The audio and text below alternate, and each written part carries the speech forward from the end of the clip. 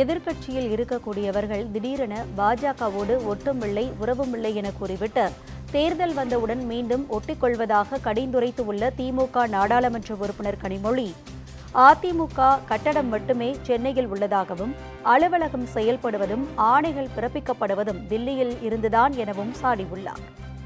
எதிர்கட்சியில இருக்கக்கூடிய திடீர்னு இப்ப இனிமேல எந்த காலகட்டத்திலையும் நாங்க பாஜகவோடு ஒட்டு இல்லை, உறவு இல்லை, எதுவும் இல்லை அப்படின்னு சொல்லிட்டு தேர்தல் வந்தோன்னா மறுபடியும் ஸ்டிக்கர் ஒட்டிச்சு இல்லையா? அதனால 4 வருஷமா காணும். எடப்பாடியார் அவர்களை 4 ஆண்டுகளாக எங்க இருந்தாருன்னு தெரியல. இப்ப திடீர்னு தேர்தல் வந்த உடனே அந்த பஸ்ஸுக்கு கூட நம்முடைய முதலமைச்சர் அவர்கள் ஒரு பெயர் வைத்திருக்கிறார். என்ன பேரு? அதனால அந்த பேருந்தில ஏறிக்கொண்டு வருகிறார்.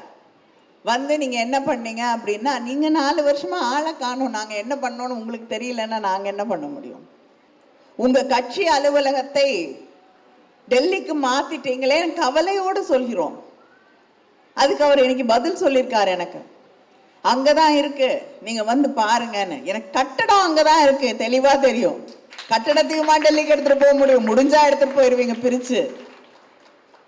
ஆனால் அலுவலகம் செயல்படுவது, கட்டளைகள் பிறப்பது டெல்லியில் இருந்து என்பதை நீங்களும் மறுக்க முடியாது, நம்மளும் பார்த்துக்கிட்டு தான் இருக்கோம். நீங்க என்னதான் கர்ச்சீஃப் வச்சு முகத்தை மறைச்சு தொடச்சிக்கிட்டு வெளியில வந்தாலும் நீங்கள் என்று தெளிவா தெரியுது, பட்டவர்த்தனமாக தெரிகிறது. உங்களுக்கே அவமானமா இருக்கு.